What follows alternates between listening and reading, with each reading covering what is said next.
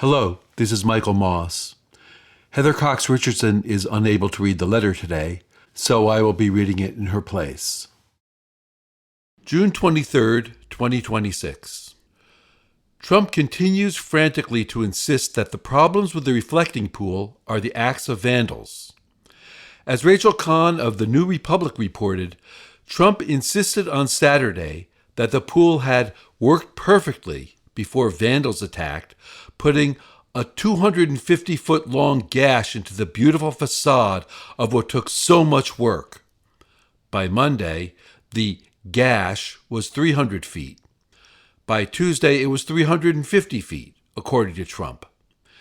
There is, of course, no evidence of any such sabotage, and there are cameras on the reflecting pool. Trump's stories have gotten more and more elaborate about how vandals used a very sharp knife or razors, probably in the dark of night, and then added chemicals. He warned there could be a 10-year prison sentence for the destruction or even the attempted destruction of such things. Asked for evidence, he claimed, "We have pictures." He told reporter Ed O'Keefe of CBS News, "At the right time you'll see it. You'll see it in court. You'll see it in court, but all you have to do is call the Parks Department, call the Department of Interior." Tonight, the Interior Department began to place fencing around the reflecting pool. The reflecting pool is not the only thing that's falling apart. This morning, Trump announced that Iran has fully and completely agreed to the highest level nuclear inspections long in the future, infinity. If they did not agree to this, there would be no further negotiations. Iran disagreed, saying it had made no new commitments on nuclear inspections, although it would continue to work with the IAEA, the United Nations nuclear watchdog agency, as it has for years under a system less stringent than the one that operated under the JCPOA. Today, after a Reuters Ipsos poll showed that only 23% of Americans thought the Iran war had made the U.S. stronger, the Senate passed a war powers resolution requiring Trump to get congressional approval to continue military actions against Iran. 4 Republicans joined all Democrats but one to pass the measure. The House passed the measure earlier this month. It is unclear if Trump will honor the resolution, but its passage shows growing discontent with the president. Trump's historic blunder in Iran will go down in the history books as one of the worst foreign policy forays America has ever made, or any country has ever made, Senate Minority Leader Chuck Schumer, a Democrat of New York, said today. The American people have seen skyrocketing gas prices, soaring costs, and tragically, the loss of 13 service members and the wounding of hundreds more, and meanwhile, Iran took Trump to the cleaners. Holly Baxter of The Independent noted that when Trump is stressed out, he throws a campaign-style rally in front of a friendly crowd.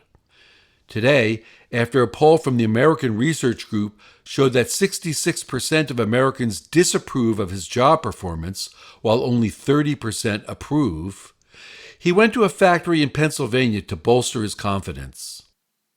He did his usual greatest hits, claiming he won by a landslide in 2024 and calling Democrats communists.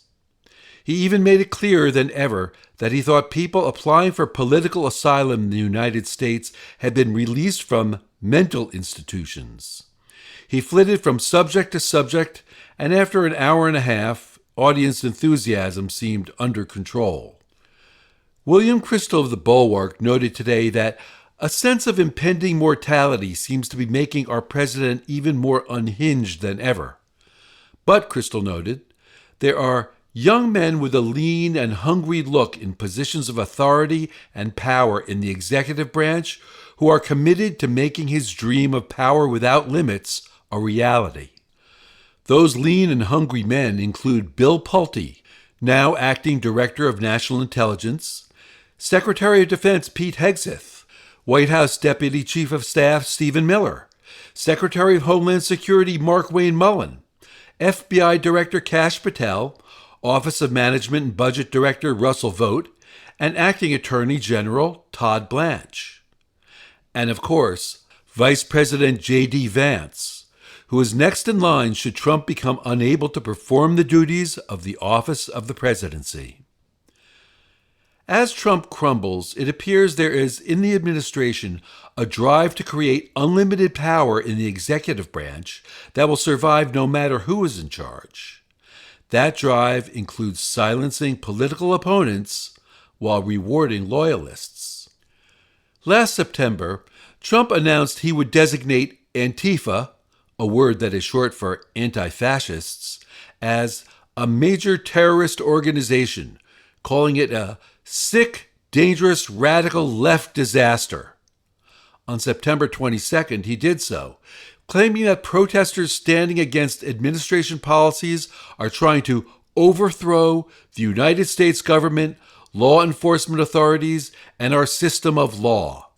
They are, the executive order said, working in coordination to riot, assault ICE agents and other law enforcement officers, and to dox political figures and activists. Faiza Patel of the Brennan Center noticed that even if Antifa were a real group, which both Trump-appointed FBI Director Chris Wray and the Congressional Research Office have denied, Trump has authority only to designate foreign terrorist organizations.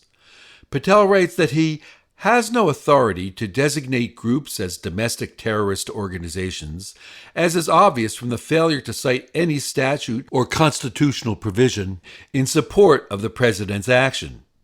There is none, and the purported designation has no legal effect. Patel notes that the ability to formally assign the label of terrorists to political opponents would enable it to crush political opposition. Nonetheless, 3 days later, Trump issued a National Security Presidential Memorandum, or NSPM 7, titled Countering Domestic Terrorism and Organized Political Violence, that called for a National Joint Terrorism Task Force to investigate Americans engaging in protest and ordered the Attorney General to prosecute protest as a federal crime to the maximum extent permissible by law.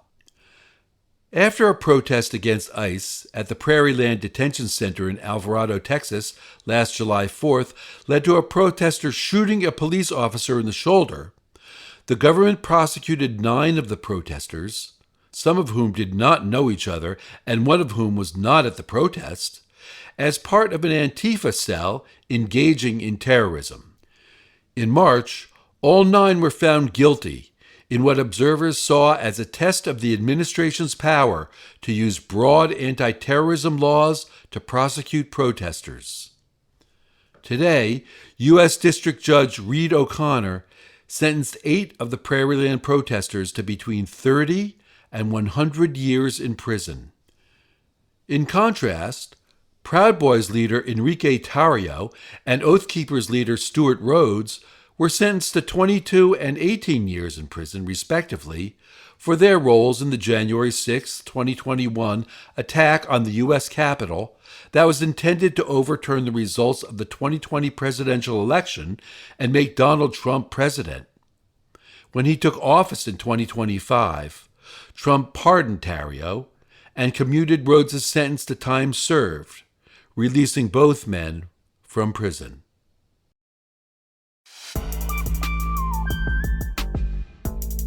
Letters from an American was written by Heather Cox Richardson.